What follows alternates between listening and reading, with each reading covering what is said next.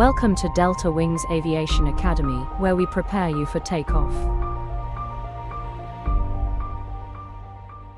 Hello, pilots. Welcome to Delta Wing Aviation Academy, where we prepare you for takeoff. In this regulation-focused video from our Private Pilot series, we'll be covering the Private Pilot, Airplane Airman Certification Standards, specifically Task A, Pilot Qualifications. Today's focus is PA.I.A.K3,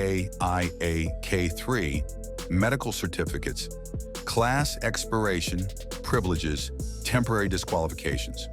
We'll be covering medical certificates, including FAR 6123, Medical Certificates, FAR 6153, Temporary Medical Disqualifications, Pilot's Handbook of Aeronautical Knowledge, PA.I.A.K, Chapter 17, Aeronautical Information Manual, AIM, Chapter 8.1.1.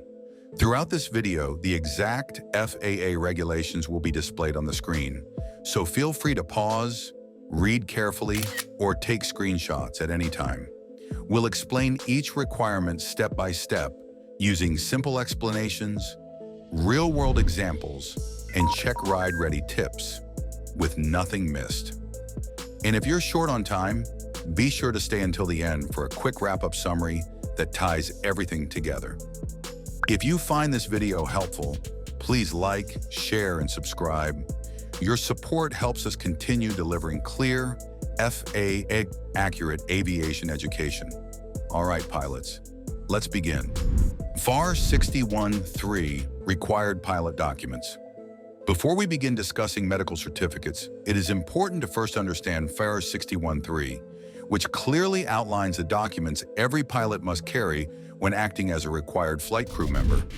According to 14 CFR Section 61.3, no person may serve as a required flight crew member unless that individual has the following documents in their physical possession or readily accessible in the aircraft: pilot certificate, government-issued photo identification, medical certificate issued under FAR Part 67. These three documents form the foundation of legal pilot eligibility before any flight operation. Let us go through them one by one. Pilot certificate. The first required document is the pilot certificate issued by the FAA. This certificate confirms that the pilot has successfully completed the necessary training, knowledge tests, and practical examinations for a particular level of flying privileges. Examples include Student Pilot Certificate, Sport Pilot Certificate, Recreational Pilot Certificate, Private Pilot Certificate, Commercial Pilot Certificate, Airline Transport Pilot, ATP, Certificate. Your pilot certificate must be current and appropriate for the aircraft, the type of operation, and the privileges you are exercising. Checkride tip. An examiner may ask a question like this: you hold a CFI certificate, but on the day of the flight, you only brought your commercial pilot certificate to instruct students. Is that legal? The correct answer is no. A pilot must carry the certificate that corresponds to the privileges being exercised during that flight. Since flight instruction privileges come from the CFI certificate, that certificate must be carried. Now let's move to the second required document: government-issued photo identification. A pilot must also carry a valid government-issued photo ID that verifies their identity. Acceptable forms of identification include passport, national identity card, driver's license. The FAA also specifies a language requirement for identification documents. The ID must either be written in English, be accompanied by an official English translation, or be issued by a country that uses clearly readable English characters. In real-world aviation practice, the passport is the most universally accepted and recommended form of identification, especially for pilots who may operate internationally. Now that we have covered identity verification, we can move to the third under 14 CFR Section 61.3 is the medical certificate. Medical certificate issued under FAR Part 67. A medical certificate issued under FAR Part 67 verifies that a pilot meets the FAA medical standards required for the privileges being exercised.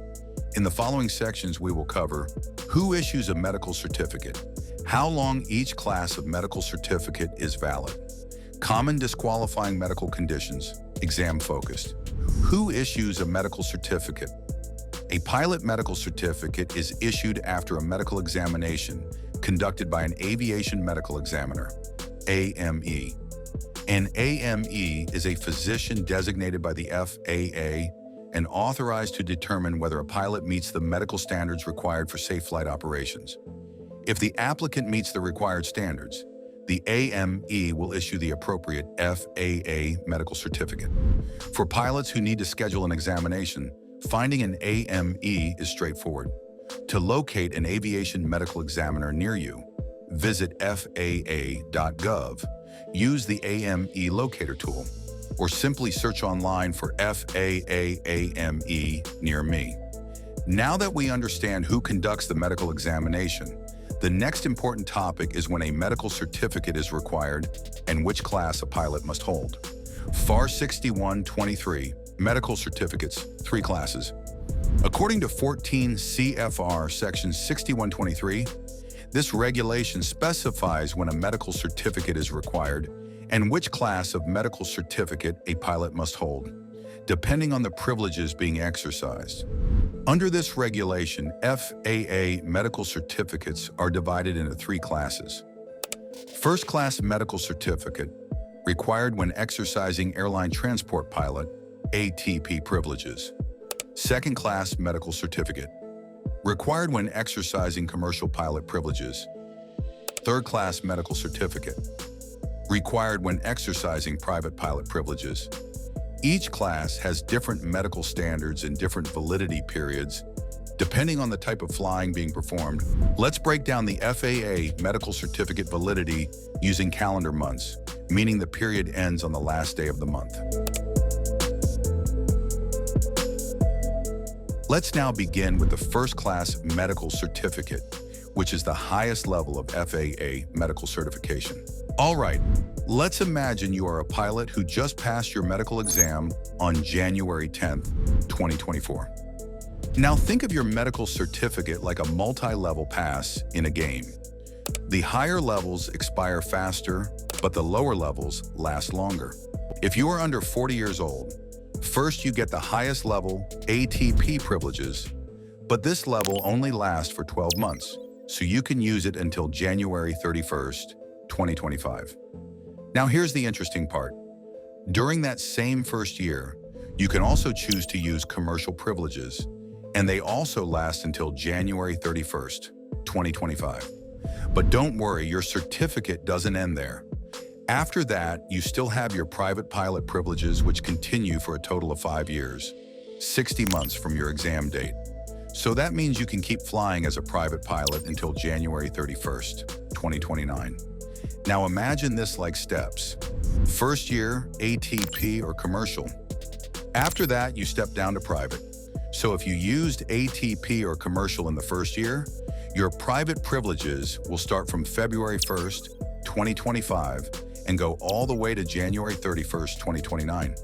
So overall, your medical certificate is valid until January 31st, 2029. Now, if you are 40 years or older, let's use the same exam date, January 10th, 2024. This time, things move a bit faster. First, your ATP privileges only last for 6 months, so they end on June 30th, 2024. After that, you move to commercial privileges, which can last up to 12 months, ending on January 31st, 2025. And finally, you still have your private privileges, which last for a total of 2 years, 24 months from your exam date.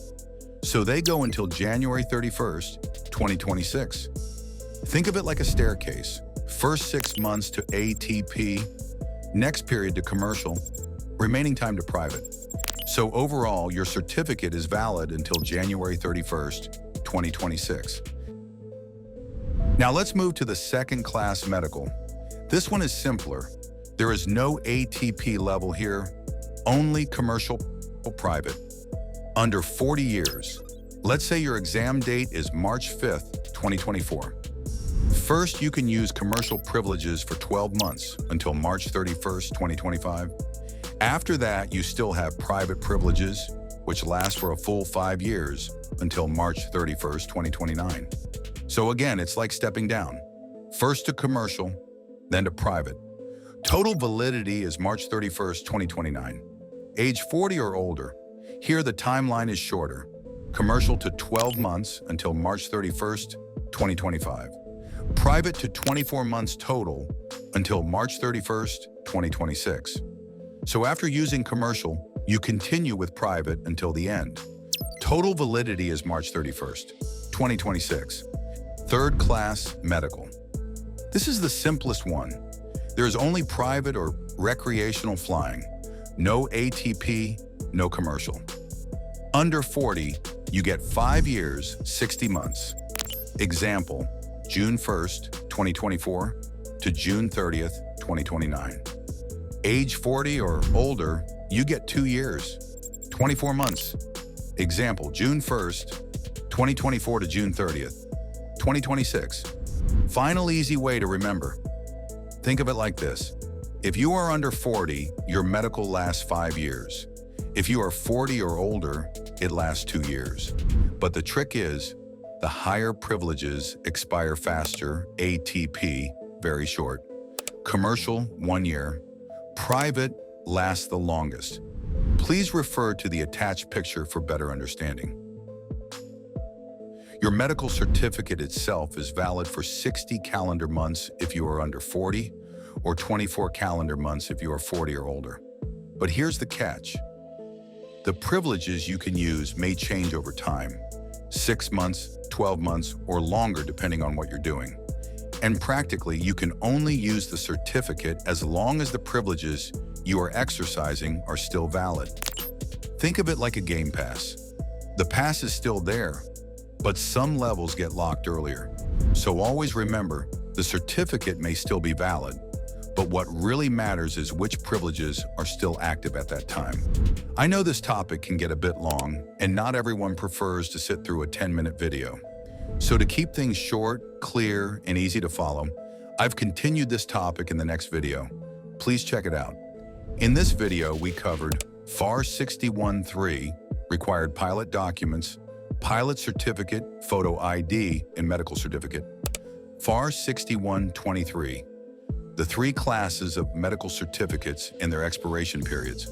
But we still have more important topics to discuss, and those are covered in the continuation video, including FAR 61.53, temporary medical disqualifications and limitations, PA.I.A.K, Chapter 17, medical overview and guidance for pilots, including different classes of medical certificates, how long they are valid, medical standards required to fly, disqualifying medical conditions, and pilot responsibility. AIM 811 FAA Guidance on Medical Disqualification. We'll go through each of these topics step by step in the next videos. So stay with us and keep learning.